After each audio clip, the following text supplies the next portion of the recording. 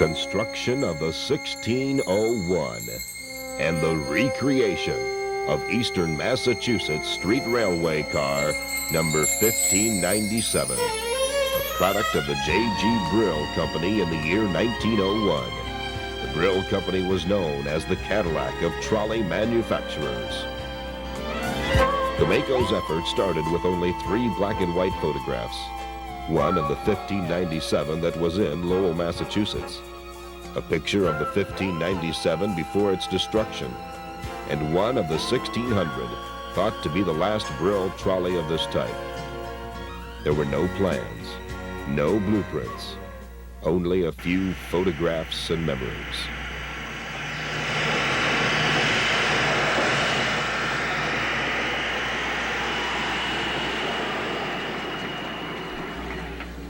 Before the actual construction process began, months of Gomaco research had to put the pieces together.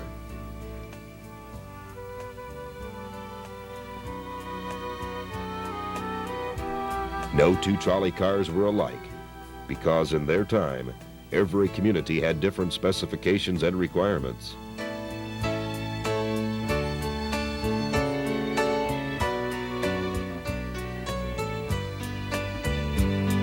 Trolley enthusiasts from around the country helped by supplying original pieces for patterns. When research and engineering was completed, anxious craftsmen began to make the 1601 a reality.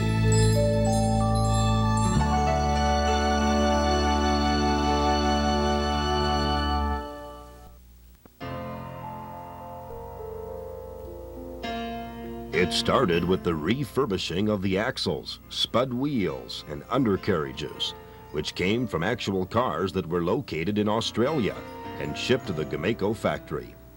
Steel tires for the trolley were heated for expansion and then cooled and shrunk to fit on the spud wheel. This segment of the operation was the only part that involved refurbishing existing equipment. The rest of the car was built from new material using the same construction techniques that were used on the original trolleys.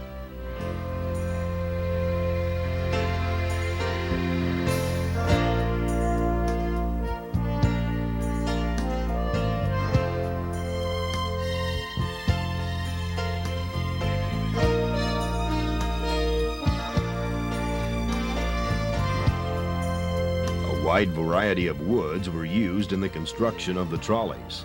Ash, cherry, birch, and yellow pine composed the bulk of the car. All of the woods had to be cut, planed, patterned, routed, and finished to fit each facet of the construction.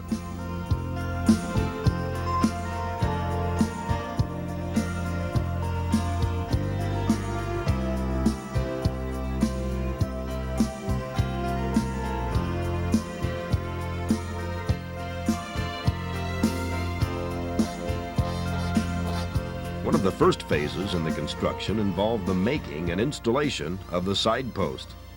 They had to be individually cut from a pattern, and templates were used to accomplish exact routing on each one.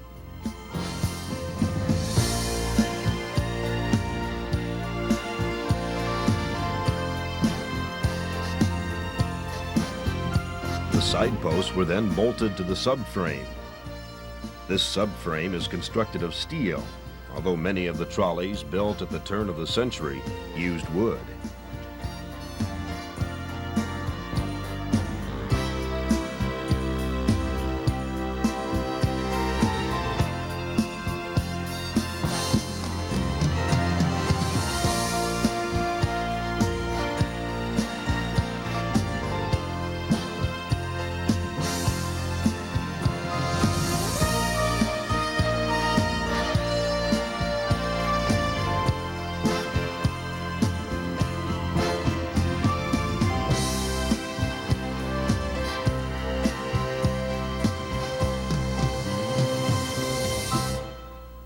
After the side posts were in place, the seat brackets were installed.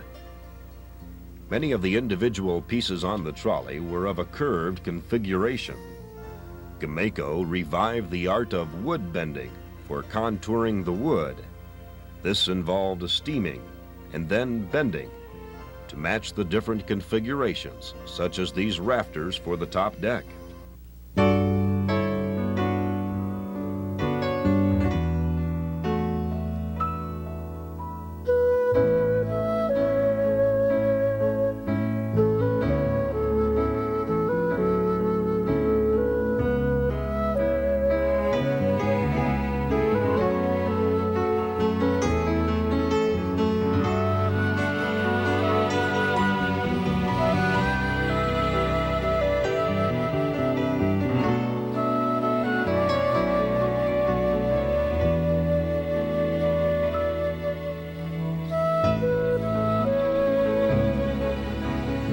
Contours and assembly patterns were done from a 1-to-1 scale drawing of a cross section at 2 points on the trolley. Many hours were involved in achieving the highly accurate scale drawing.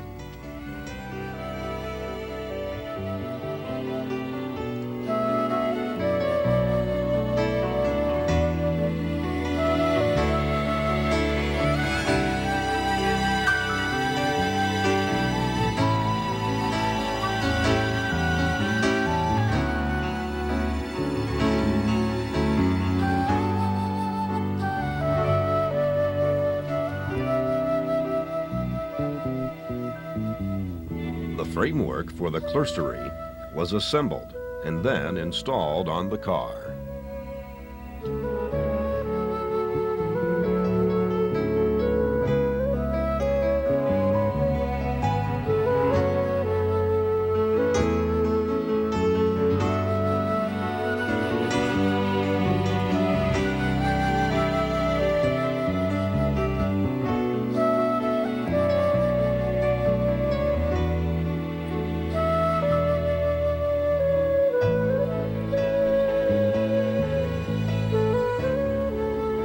Placing the upper deck covering was the next process. On cars constructed in the early 1900s, poplar or cottonwood was used on the deck. On this car, marine plywood was chosen because of its strength and durability. No nails were used in the construction of the car. In many cases, wood screws were used. Screws that were visible were made of brass. The front roof, or bonnet, was one of the more difficult construction phases, with the base made of pine or fir wainscoting.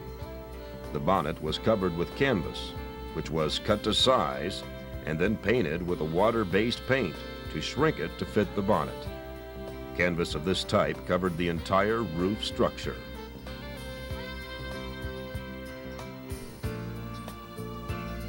Following this, some of the hardware and the dasher were installed on the car.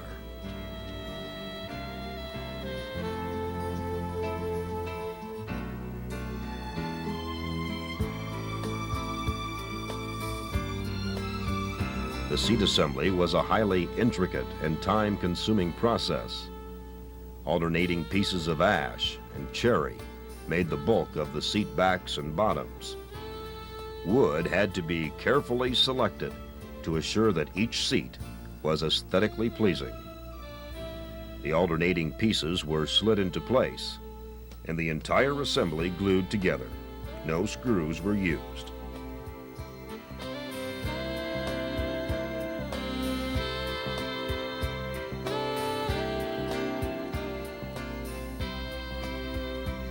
Here the seat back is being pegged.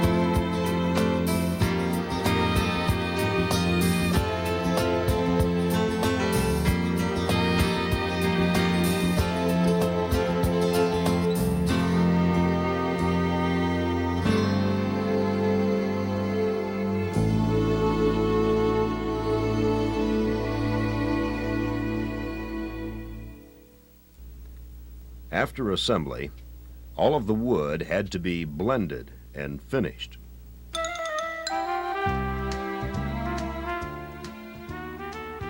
Much of the car included brass and bronze accessories.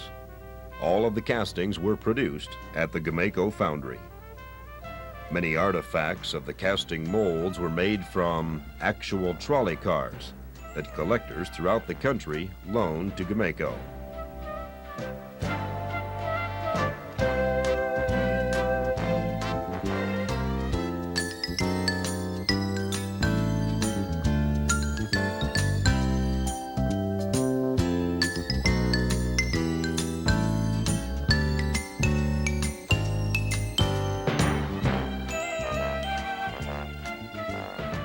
The Gomaco Trolley Company utilizes the expertise in engineering, craftsmanship, and manufacturing knowledge of its parent company, Gomaco, a worldwide leader in concrete construction equipment.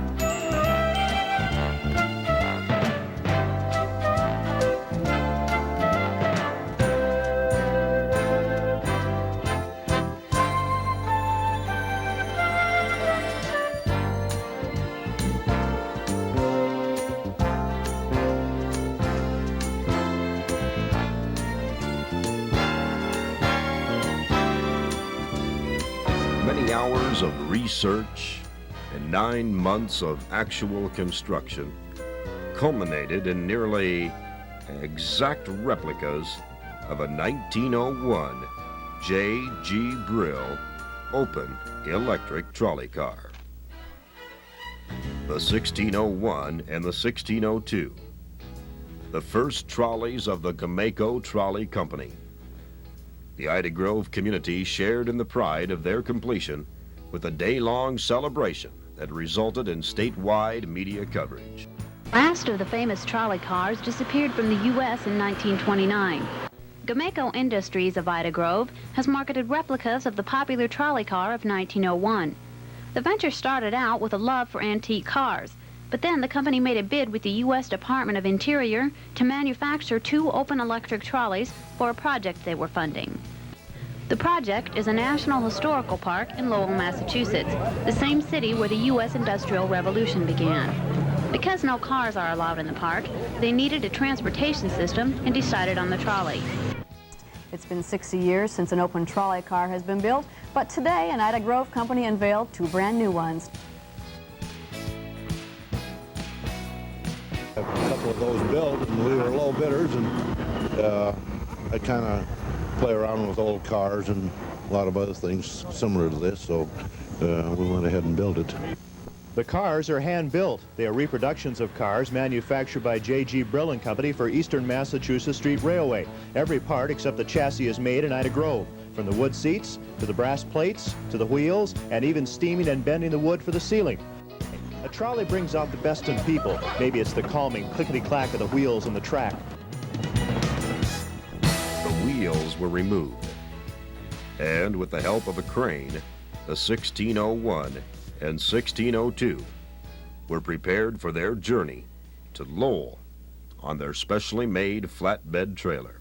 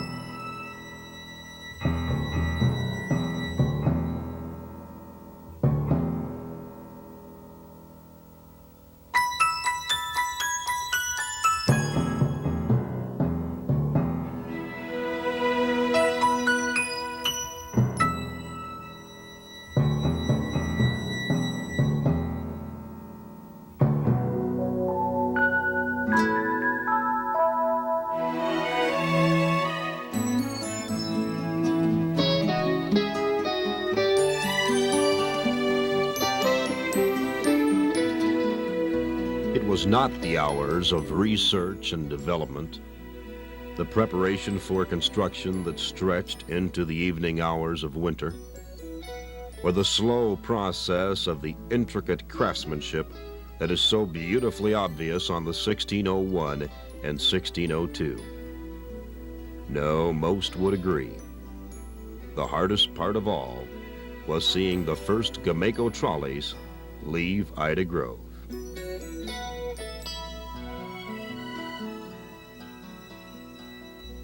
The only consolation was knowing that they would be riding the rails in Massachusetts.